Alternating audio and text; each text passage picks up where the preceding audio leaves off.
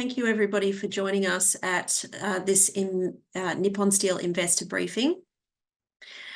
This webinar is being simultaneously translated into Japanese, and you will see a globe icon at the bottom of your screen. If you would like to hear this webinar in Japanese, please click that button now. 皆さん、本日はご参加いただきましてありがとうございます。本日のウェビナーは日本語の通訳が入ります。同時通訳が入ります。日本語でお聞きになりたい場合には画面の下にあります地球儀のボタンを押していただいて、日本語をお選びください。Thank you, Mizuki. And if you would like to hear the webinar in English, please click that button now. My name is Jo Kelly. I'm the company strategy lead for Japan at ACCR.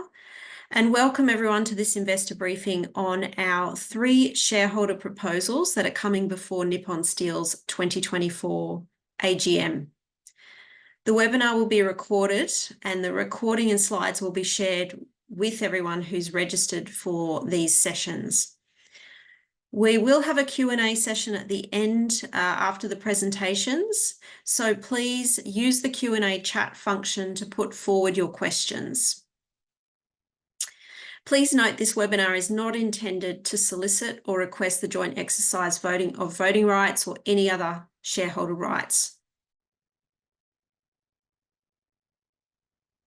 And without further ado, we will get into the presentations.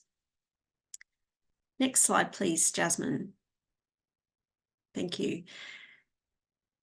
In summary, our research shows that despite claiming it strives for carbon neutrality by 2050, Nippon Steel Corporation's climate strategy falls well short of aligning with the Paris Agreement. Since January 2023, institutional investors alongside ACCR and Corporate Action Japan have been engaging with Nippon Steel on a number of topics, including improving its decarbonisation commitments, its climate strategy, and its climate-related lobbying disclosures. Following extensive engagement with the company over the last 18 months, 3 shareholder proposals have been filed for consideration at the 2024 AGM.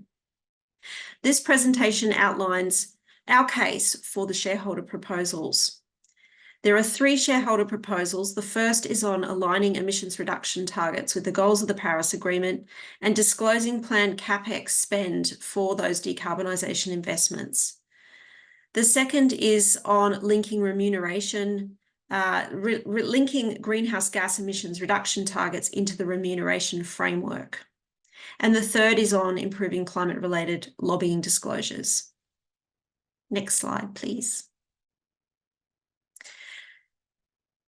Many of you will already know that Nippon Steel Corporation is a globally significant steel maker and miner. They're the 4th largest steel maker in the world and Japan's largest. They dominate the Japanese market, producing 43% of Japan's crude steel, and they operate in 15 countries, so truly a global company. In 2021, Nippon Steel's operational emissions of Scope 1 and 2 were equivalent to 8.4% of Japan's total emissions. So a significant profile. Next slide, please.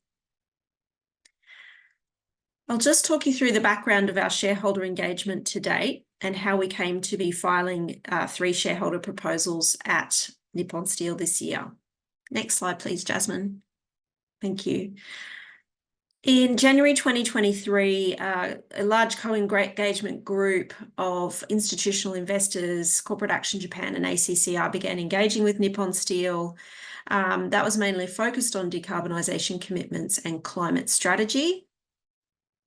After several months of engagement, Nippon Steel publicly committed to transitioning from blast furnaces to electric arc furnace steelmaking at a couple of trial plants, and that was a significant step forward. However, further plans have been since made to temporarily prolong the life of blast furnaces. And so ACCR and our expanded co-engagement group, including AGM, Nordea, Storebrand, Amundi, Corporate Action Japan and ACCR, has continued engaging with Nippon Steel on improving its climate strategy and its targets and its disclosures. Following multiple meetings with the company, we have not been able to achieve sufficient outcomes in the timeframes despite great engagement. And so that has led us to file 3 shareholder proposals this year. Next slide, please. I'd like to point out that the shareholder proposals are an amendment to Articles of Incorporation, and this is the only pathway to bring change before the AGM of the company in Japan. The Japan Companies Act allows for shareholder proposals in the form of an amendment to articles, which our proposal follows. And so that is what you will see in the AGM materials and the notice of meeting released by Nippon Steel recently. Next slide, please. We have 3 proposals, as I mentioned, just to give you a little bit more detail on that before we hand over to the team that's going to walk you through the analysis behind and the rationale behind these. But proposal 1 is focused on enhancing climate targets and investment disclosures. And this is co-filed with Corporate Action Japan and ACCR, with co-engagers including Amundi, Nordea Asset Management and Storebrand Asset Management. We're requesting that Nippon Steel Corporation set and disclose Paris-aligned short and medium-term greenhouse gas emission reduction targets for Scope 1, 2 and 3 emissions, including detailed transition plans and annual progress reports. And this is important because it needs to cover all of Nippon Steel's operations globally. The second proposal seeks to link executive compensation to greenhouse gas emission reduction targets, and again co-filed with Corporate Action Japan and ACCR with the same co-engagement group. We are requesting Nippon Steel to actively link their executive remuneration to those targets for short, medium and long-term emissions reduction, motivating leadership and protecting long-term shareholder value. And proposal 3 focuses on enhancing climate lobbying disclosures. Our co-filers on this proposal are AGM, or Legal and General Investment Management, and ACCR, with the same co-engagement group of institutional investors. We're requesting Nippon Steel to annually disclose its climate-related policy positions and lobbying activities, ensuring alignment with its carbon neutrality goal by 2050 to enhance transparency and meet global investor expectations. Next slide, please. Just a quick reference here to the CA100 Plus assessment. Each of our proposals is linked to lifting performance against the criteria in the CA100 Plus assessment. Proposal 1 aims to lift Nippon Steel's performance against criteria 3 to 6, including the short and medium term decarbonisation targets and their strategy and their capital allocation. Proposal 2 aims to lift performance against criteria 8 around climate governance by linking executive remuneration to targets. And proposal 3 aims to lift performance against criteria 7 and 8 by disclosing climate policy positions, engagement activities, and a process for reviewing alignment to strategy. So I will now like to hand over to Jasmine Fowler-Morrow, who's from the ACCR team, who will take you through the detailed analysis and rationale behind proposal 1 and 2. Thanks, Jo. Hi, everyone. Thanks for coming. My name is Jasmine. I'm an analyst in ACCR's Steel and Diversified Mining team, and I'm going to walk you through the details of proposal 1 and 2 and explain why we believe these asks are necessary to protect the long-term value of the company for investors. So I'll begin with proposal 1. Shareholder proposal 1 comprises of 3 asks for Nippon Steel. Firstly, we ask for the company to align its emission reduction targets with both the goals of the Paris Agreement and investor expectations. So this means targets should cover scope 1, 2, and 3 emissions, as well as overseas operations. Secondly, we ask that the company enhances its disclosure on planned investment for decarbonisation over the forward 3 years. And our third ask emphasises the importance of transparent updates, which requests that Nippon Steel reports any progress against targets and transition plans each year. So why are we making these requests? Nippon Steel's current 2030 emissions reduction target falls short of investor expectation due to a lack of ambition and limited coverage. The target does not meet the required emission reductions and does not cover scope 3 emissions or 30% of the company's steelmaking capacity. Additionally, the company does not currently disclose any details on its spend towards decarbonisation. This is concerning given the company seemingly prioritises expensive technologies reliant on fossil fuels with limited potential to reduce emissions. So I'll be touching on these points in more detail shortly, but we believe Nippon Steel's unambitious and indecisive approach risks capital misallocation and stranded assets. There is, however, significant opportunity for Nippon Steel to become a leader in steel decarbonisation. However, that window is rapidly closing. So Nippon Steel is one of the largest steelmakers in the world and also has one of the largest carbon footprints, as you can see here. Last year, the company produced more than 100 million tonnes of greenhouse gas emissions. And compared to 15 of its global peers, Nippon Steel had the second largest emissions footprint, noting that Baowu and HBIS did not disclose their emissions. Now, looking at Nippon Steel's track record for reducing emissions in its steelmaking business, the majority of reductions since 2013 are actually a result of decreased production rather than actual decarbonisation measures. So this is apparent in the chart on the left here, which shows that the company's production has actually declined more than its operational emissions.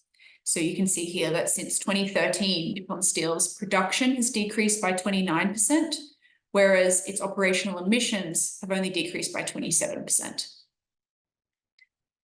So despite reductions in production, Nippon Steel has not made any significant changes to decarbonise its steelmaking processes.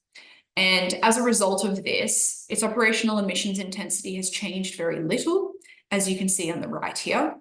And this is also still considerably higher than the global average.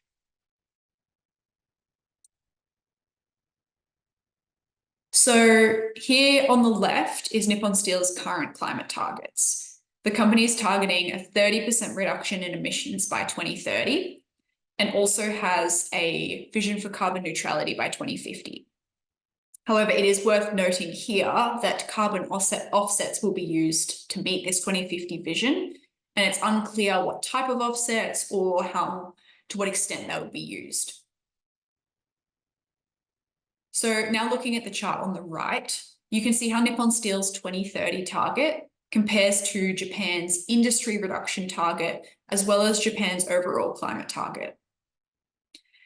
So despite Nippon Steel mentioning that its strategy contributes to Japan's climate adaptation plan, it's clear that Nippon Steel's ambition does not quite match Japan's goals. So while Nippon Steel targets a 30% reduction with a 2013 baseline, Japan's industry reduction target is actually 38%. And this target is specifically set for industrial sectors that face unique decarbonisation challenges. Japan's nationally determined contribution aims for a 46%. So this represents the overall national commitment to reducing emissions. So even with the leeway given to the industrial sectors, Nippon Steel's 30% target still falls short. And this shortfall highlights Nippon Steel's lack of sufficient commitment to reducing emissions. And this poses risks to its compliance, reputation, and also leadership in the industry. So in addition to this shortfall, Nippon Steel's 2030 target is not aligned with the goals of the Paris Agreement. This is according to IEA's net zero emissions scenario for steelmaking. So there remains a significant gap in ambition, as you can see on the left here. And for Nippon Steel's target to be Paris aligned, the company would need to nearly double its 2030 target, as you can see on the right. Also just noting, we saw previously the company has already reduced its emissions by 27% from 2013 levels. So that means there's only 3% to go to meet its 2030 target. And this really highlights that it's effectively met this target without making any substantial changes to the carbon intensity of its steelmaking processes. And in our opinion, this really highlights the lack of ambition in its 2030 target. So in addition to lacking ambition, Nippon Steel's current target lacks coverage. So its climate targets currently only cover scope 1 and 2 emissions. But as you can see here, scope 3 emissions actually make up 18% of the company's total emissions profile. Then to add to this, Nippon Steel's target is limited to domestic operations, which excludes 30% of its steelmaking capacity currently. However, this is actually expected to grow with the company's planned overseas expansion. So this will ultimately make up approximately 60% of total steelmaking capacity, which is sort of covered in this table here. Nippon Steel is also looking to acquire US Steel, one of the largest steelmakers in the US. So if this acquisition goes ahead, Nippon Steel might become the largest steelmaker in the world, and 50% of Nippon Steel's steelmaking capacity would not be covered by its targets. So Nippon Steel must expand its climate targets to include scope 3 emissions as well as its global operations, particularly as it looks to expand overseas. This approach is crucial to truly align with the Paris Agreement and with Japan's climate goals. And by setting more ambitious targets, Nippon Steel has the opportunity to lead the global steel industry, enhancing its reputation, attracting sustainable investments, and ensuring long-term resilience and competitiveness in a low-carbon future. So moving to our second ask in Proposal 1, this asks for Nippon Steel to provide enhanced disclosures on its decarbonisation expenditure. Currently, Nippon Steel has not provided disclosure on how much it is allocated to decarbonise its operations. In fact, we have no real idea what Nippon Steel is prioritising and whether investors are getting value for money, particularly in terms of ensuring money is spent on the best and most promising technologies for reducing emissions. So what the company has provided is an estimate for the investments needed to decarbonise its operations. So you can see this on the bottom left. While no timeline has been provided for either of these, Nippon Steel suggests 4 to 5 trillion yen in capex is required. And then in the short term, 500 billion yen will be needed in research and development costs. Again, no timeline for this. This required funding also includes government subsidies. And so we do have some visibility on how much the company has received in government subsidies. This has totaled 450 billion yen, or almost $3 billion US. So what's concerning here is more than 60% of this funding has been put towards technology solutions that have limited emissions reductions impacts, namely Course 50 and Super Course 50. So the ask of this resolution is clear. Companies should be providing a detailed transition pathway, including timelines, estimated emissions reduction impacts, and a clear costed plan for the forward 3 years. So these disclosures aim to clarify investment priorities for investors and to help assess how effectively shareholder funds have been spent towards decarbonisation. And this is really important because research from Bloomberg New Energy Finance suggests that these limited emission reduction technologies that Nippon Steel appears to be prioritising, so these are highlighted in red here, these will also be the most expensive in 2050 when compared to fossil-free alternatives, such as the one highlighted in green here. So moving on to proposal 2 now. This proposal asks Nippon Steel to set and disclose how its compensation system incentivizes progress towards achieving the company's climate targets. So institutional investors believe that direct linkage of remuneration to climate targets is an important mechanism to incentivize performance and also prioritize meeting these goals. In doing this, Nippon Steel can motivate its leaders to meet climate targets. It can keep pace with its peers who are already doing this. And it can also align compensation with investors' long-term expectations and protect corporate value. Importantly, of note, this appears to be a concern for the company as well, as it intends to propose a revision for the amount of compensation for directors in items 4 and 5 at the upcoming AGM. As a result of this resolution that we propose is really important to signal to the company the level and expectation of investors for the company to clearly link the challenge of achieving its climate targets under its compensation system. So what it really comes down to is what gets measured gets managed. Nippon Steel's current remuneration structure does not incentivize decarbonisation, and this explains why it gets such a poor rating across the board in the company's CA 100+ assessment.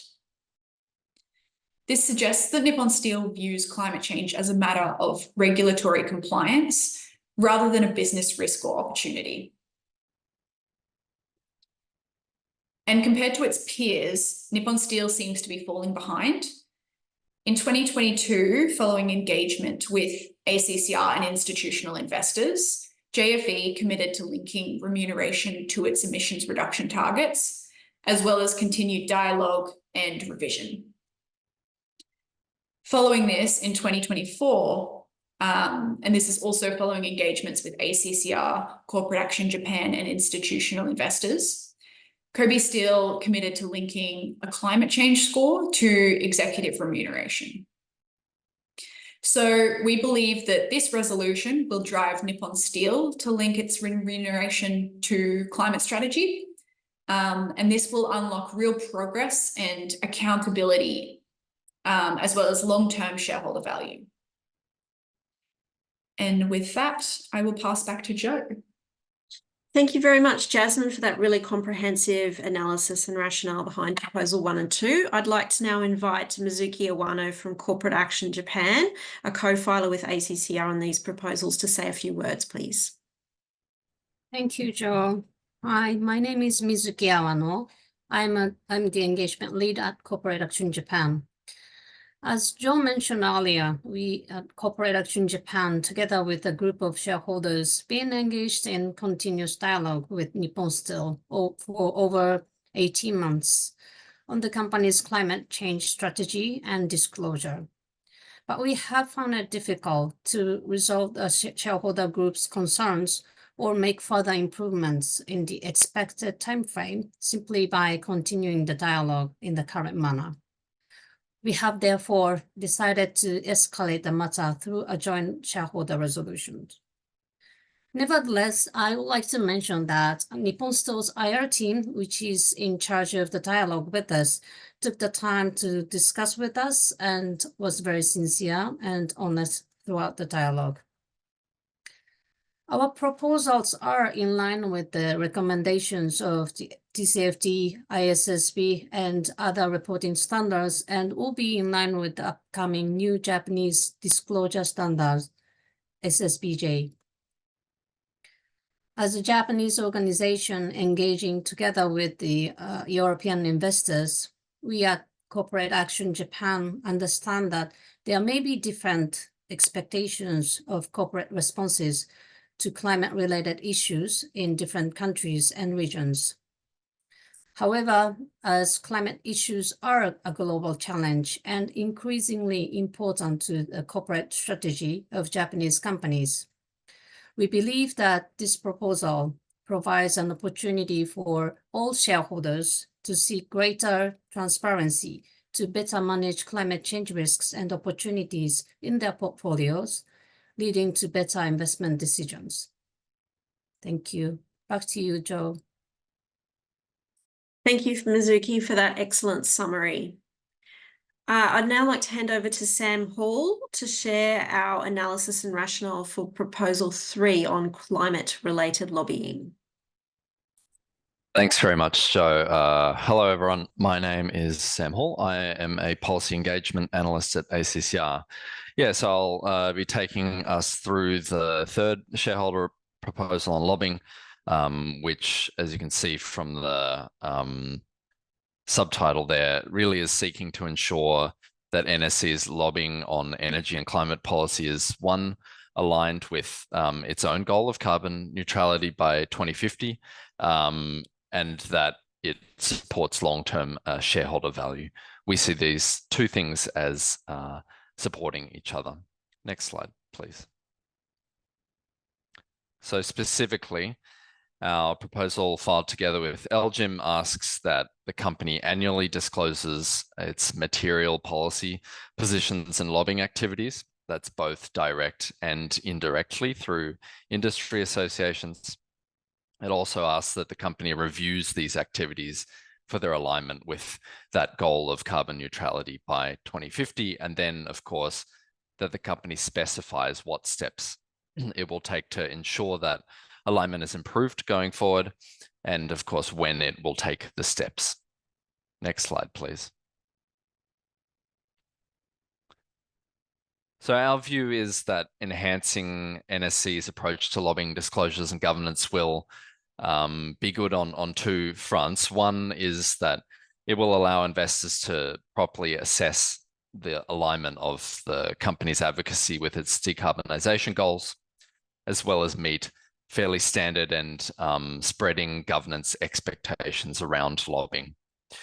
The second is that we think more systematic and transparent management of lobbying activities is also pivotal for promoting policy settings that help and facilitate NSC's own decarbonisation and greening of steel, and therefore that also support its long-term shareholder value and competitiveness.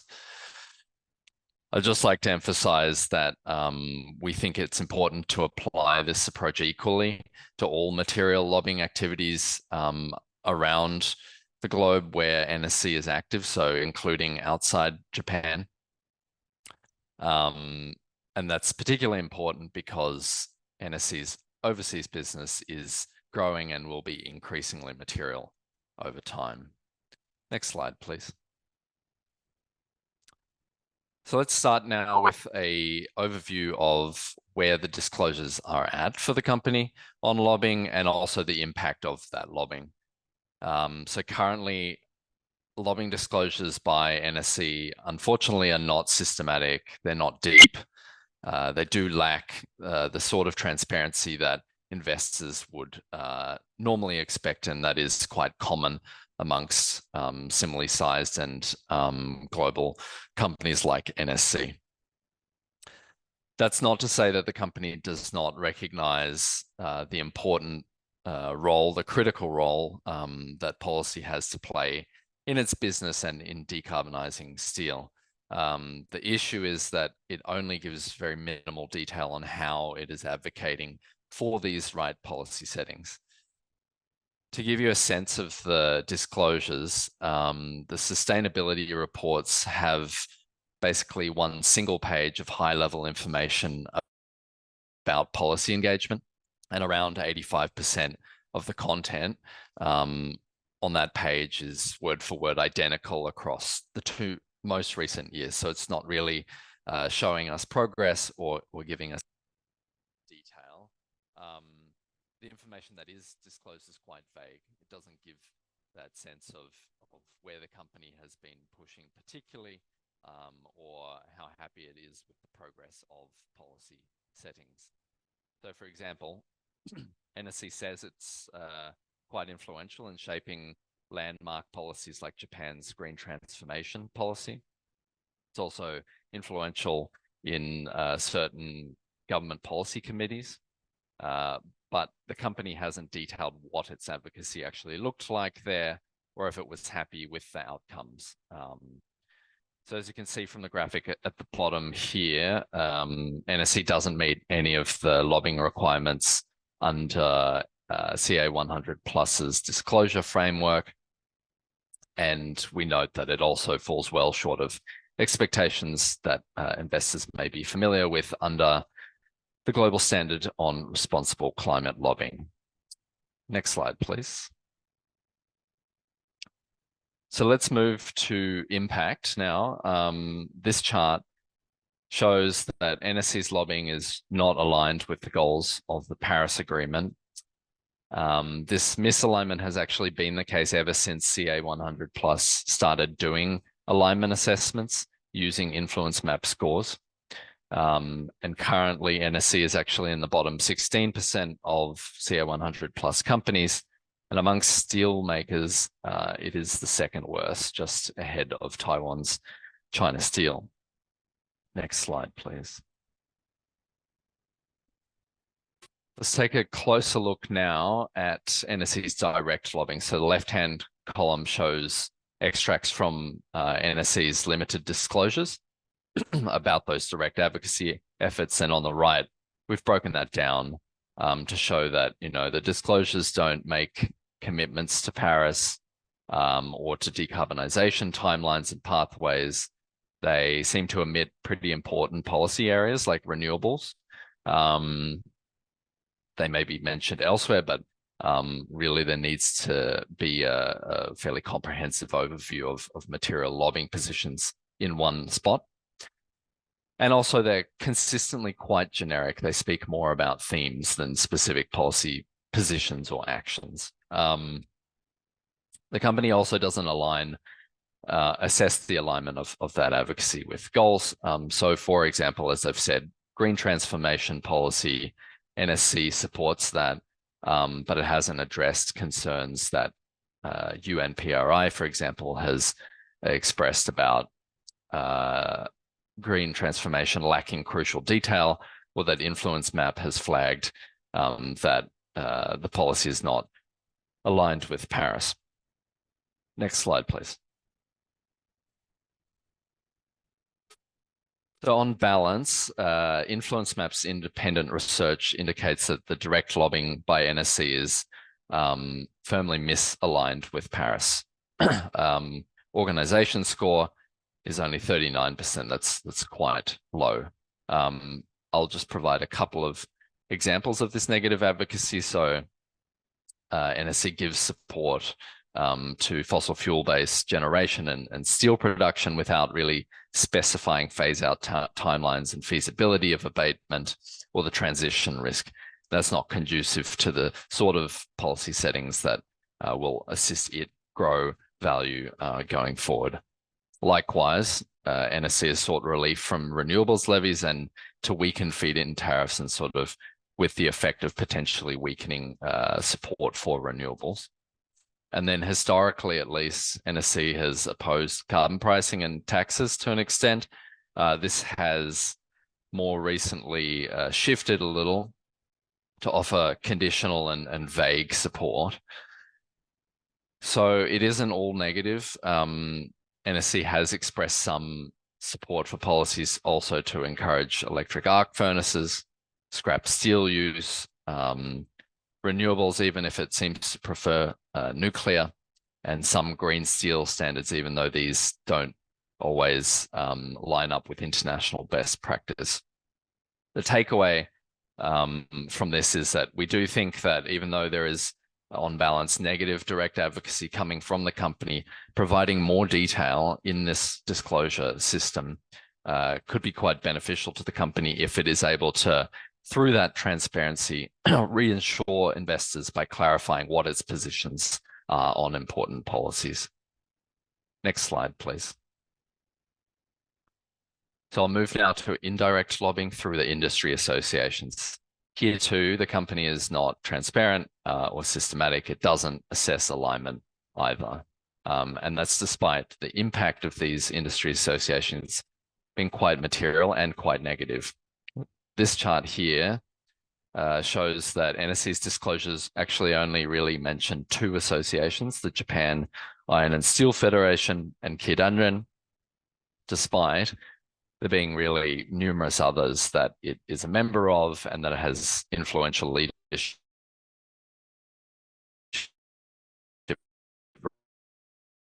roles in.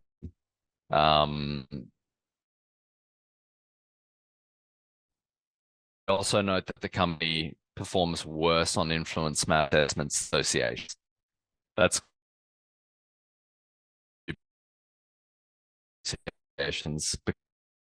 because they have tighter control over their own actions and messaging. Specific about how it was lobbying, it may be able to reflect that in external understanding and improve external parties' understanding of how it is lobbying.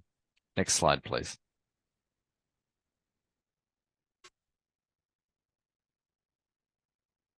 So here I'd like to provide just a couple of examples of this industry association lobbying associated with NSC. Let's look at the Japan Iron and Steel Federation first. An NSC executive is vice chair of JISF, and executives have headed the association's Global Warming Measures Committee. They may well still hold these roles at that committee. It's just that the disclosures at the moment aren't clear. So despite having these quite influential roles specific to climate, we have seen the association lobby quite extensively against carbon pricing in both Japan and abroad, including against the EU CBAM. We've seen JISF heavily promote the mass balance approach and course 50 technology over greener steel technologies. You can see in the graphic on the right, which is from the association's long-term vision document, that it really does heavily focus on that course 50 CCS technology, and there's an absence of mention of EAFs there. Notably, the association is quite engaged with a variety of Asian governments across the region. There, it's also emphasizing circularity and sort of bits around the edges, I would say, rather than those more fundamental transition questions of infrastructure and furnace technology. Next slide, please. Right, 2 more quick examples. One is J-Coal, which is the main Japanese coal lobby group. NSC also has a board role here. And J-Coal has very extensive and dedicated programs for promoting so-called clean coal outside of Japan. NSC doesn't disclose this, and we also notably don't see this lobbying to be in NSC's best interest. So if you think about it, NSC, by entrenching this use of coal, is actually prolonging that transition to green steel, because it is locking in fossil fuel energy supply and making it harder for the company to decarbonize its production. Similarly, at Keidanren, or the Japan Business Federation, NSC has leadership roles. This is an extremely influential group that also promotes co-firing technology for coal at levels that don't seem Paris aligned, and has pursued negative engagement on a variety of other things: carbon pricing, steel making, and the energy mix sort of more broadly. Next slide, please. Now, I've mentioned a couple times that some of NSC's industry associations are quite active outside of Japan. I just want to return to this and emphasize it briefly, because this lobbying is going to be increasingly important as NSC's overseas production profile increases.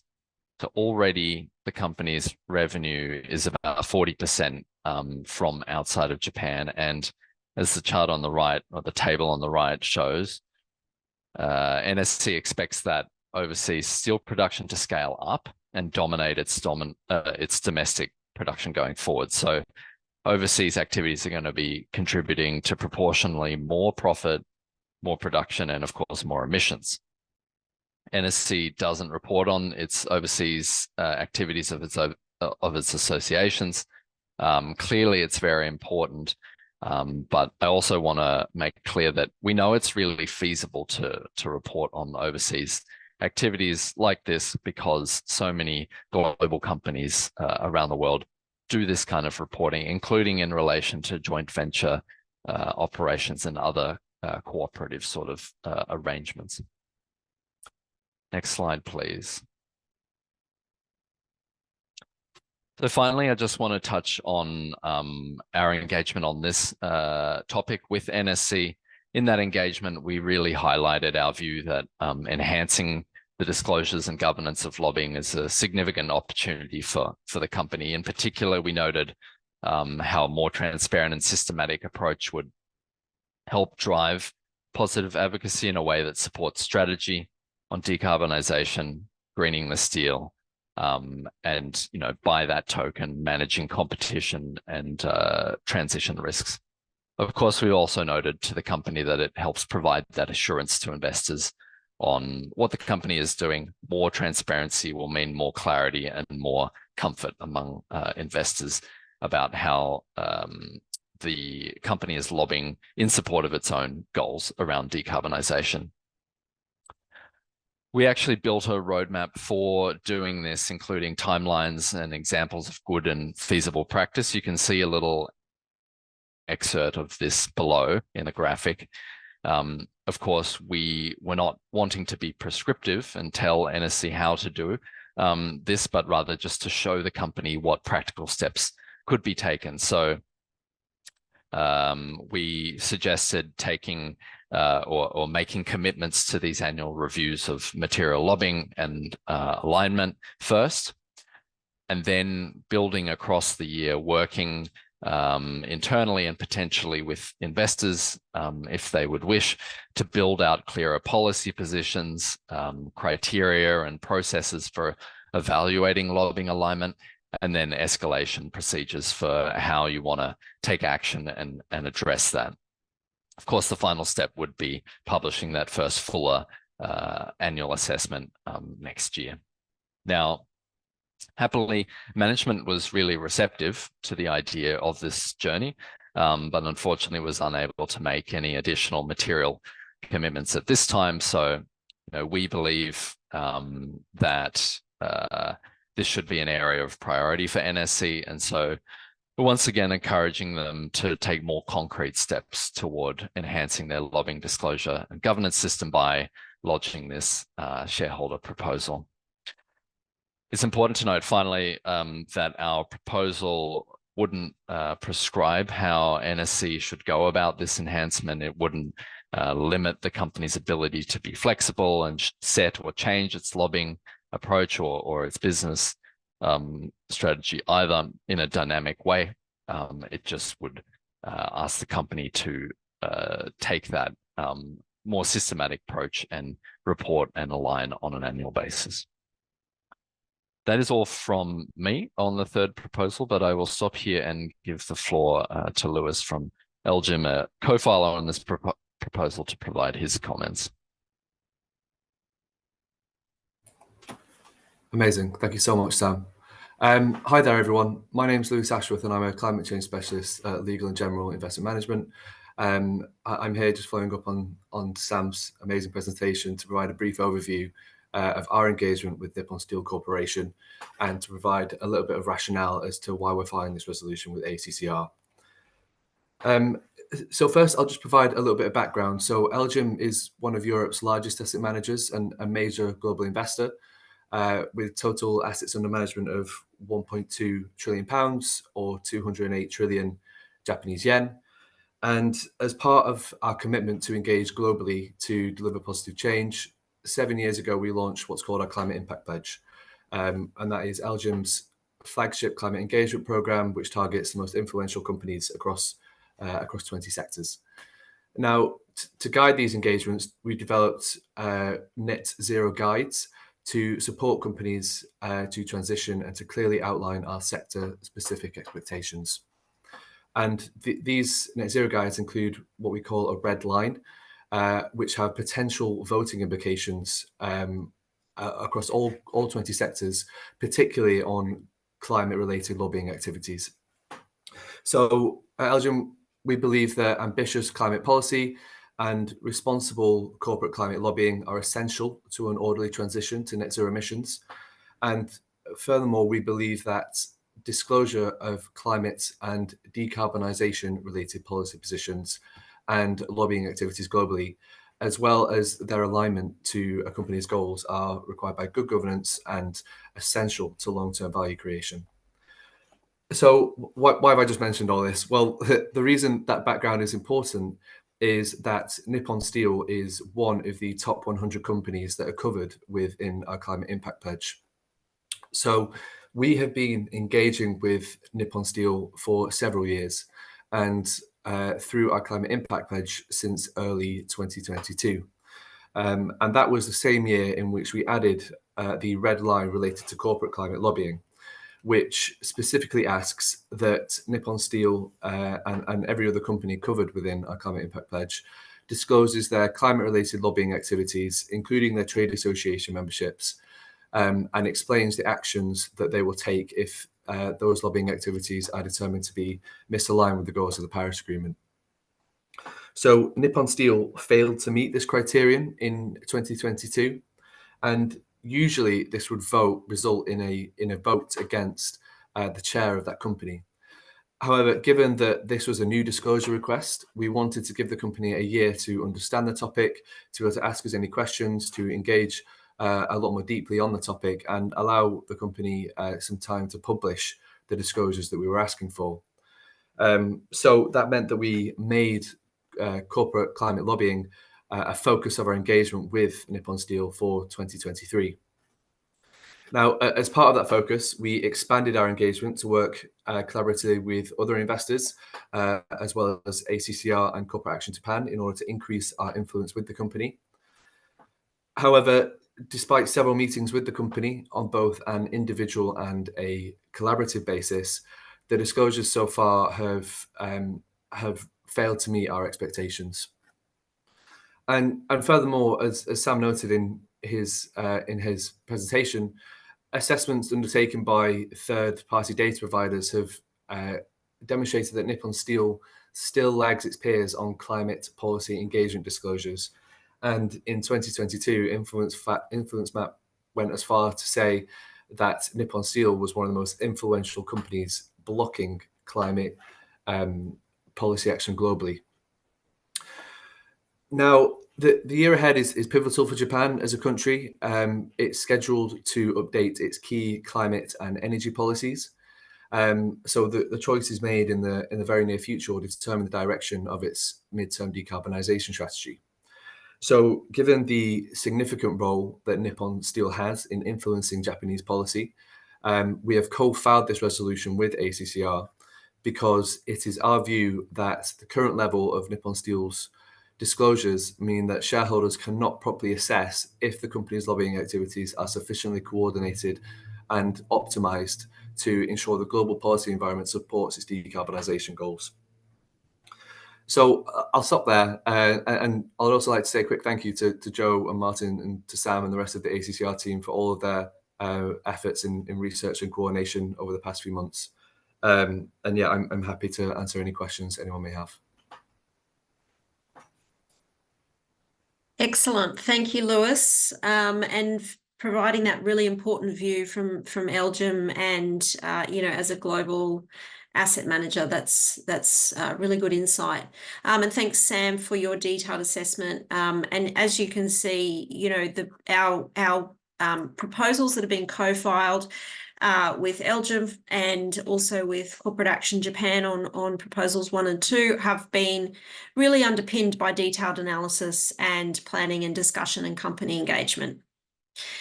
We now have a bit of time to address some of the questions submitted by investors through the Q&A function, and we'll do our best in working through those. So first of all, we might go to the question on, and I'll direct this one to Jasmine. Do you have further insight as to why Nippon Steel focuses its R&D on tech like CCUS rather than non-fossil fuel alternatives? Yeah, thanks, Jo. Insight as to why. Well, I guess CCUS and carbon capture and Course 50 and Super Course 50, those technologies allow Nippon Steel to continue using existing blast furnace infrastructure.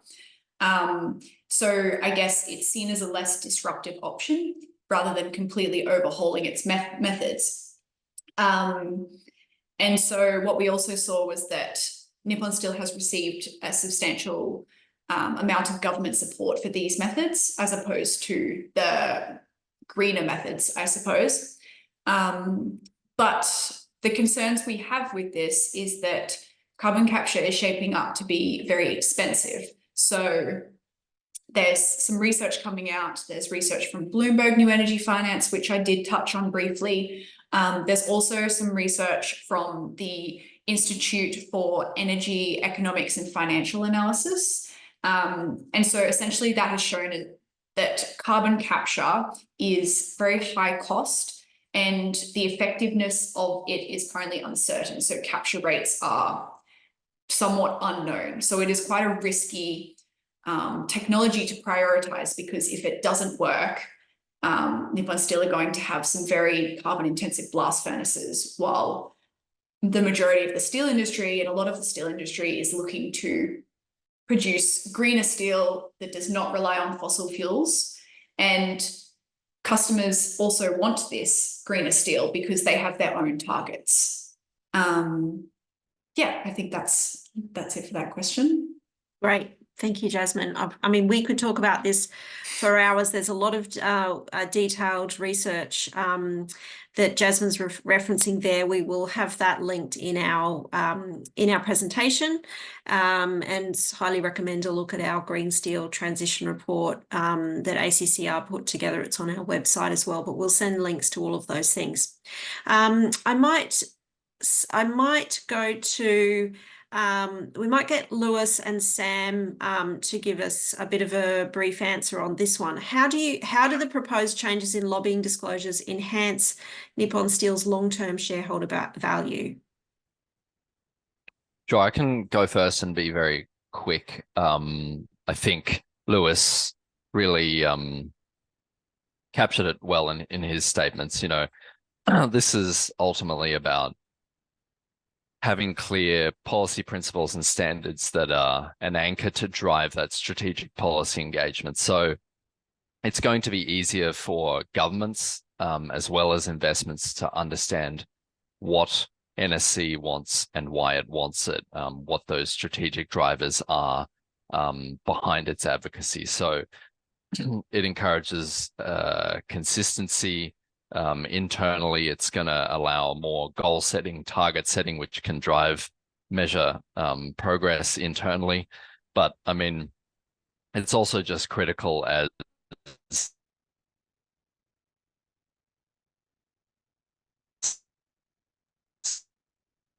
Oh, Sam, you've frozen there. This shift to green steel and decarbonisation generally might be my internet. Okay, we might just jump to Lewis, if that's okay. And so Lewis, people were wondering how that... basically, if the policy settings are not supportive, Apologies, it was catching up. It was catching up there. So I think we caught most of that. Thank you, Sam. Lewis, did you want to add a quick view on why AGM think this is important for shareholder value? Absolutely. I think I'll probably just echo Sam's comments, what we heard of them, and probably add that when a company demonstrates not only resilience in a changing policy environment or the changing policy environment that is going to occur over the next 26 years, but also demonstrates its ability to thrive in that policy environment because its corporate strategy is aligned to that policy environment. That drives investor confidence that that company will be resilient and thrive in that situation, as opposed to what could happen if the alternative it isn't realised. So if Nippon Steel decarbonises at a rate that is different to the global policy environment, that poses significant risks to the organisation. So all we want is for the company to demonstrate its resilience and its ability to thrive in those environments. Thank you, Lewis. I will direct the next question to Mizuki to provide a bit of an answer, and I'm happy to complement that as well with our view. But what have been the outcomes of the intensive engagement with Nippon Steel so far, and how confident are you that the company will adopt and implement the proposed shareholder resolutions? Thank you, Joe. Absolutely. So our outcome of for sure we had an intensive dialogue with the IR team, and we now know on what stage they're and why sort of difficult for them to decide to commit our proposals.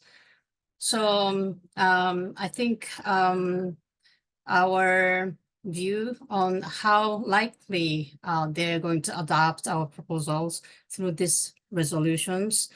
I hope now it's discussed within the board more about these topics, and hopefully it will be adopted accordingly.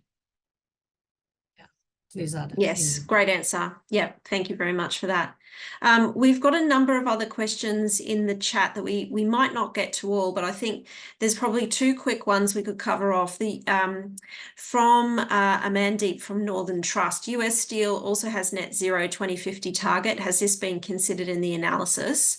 And I might just briefly provide a response to that. Not currently, because it's not acquired yet, but Nippon Steel also has a net zero 2050 target, but that is not the issue. The issue is the short and medium term targets, and that the 2050 roadmap or climate transition plan relies heavily on limited potential decarbonisation technologies, such as Supercourse 50 and Course 50 and CCUS, which is unproven and potentially the highest cost technologies. And we are concerned that technology for continuing blast furnace usage and reliance on CCUS will be taken across to the US as well, although there is the potential opportunity for US Steel for Nippon Steel to get the insight on electrification from US Steel operations as well. So there's an opportunity and a potential risk with that as well. There's one of the final questions here is a tricky one for us to answer. And look, we're not intending on telling Nippon Steel how to run their business, but from Marlon Walterson from Danske Bank Asset Management, I agree with the targets that they're not ambitious, aligned with the Paris Agreement, but struggle to see what would be a realistic path forward considering the geographic and nature of its business, considering the lack of high-grade iron ore and lack of renewable energy in Japan. What do you think would be the most realistic technology for the company to focus on? I think I'll just give us sort of a high-level overview, and Jasmine, if you would like to add some detail to that. But I think what we're seeing, what we're talking about with these three proposals is really to ask Nippon Steel to be very aware of its emissions profile across all its operations and jurisdictions, and to seriously consider how it is going to be part of the green steel transformation that we're seeing happening globally. This is an opportunity as well as important for them to manage their downside risk of stranded assets and reliance on fossil fuel.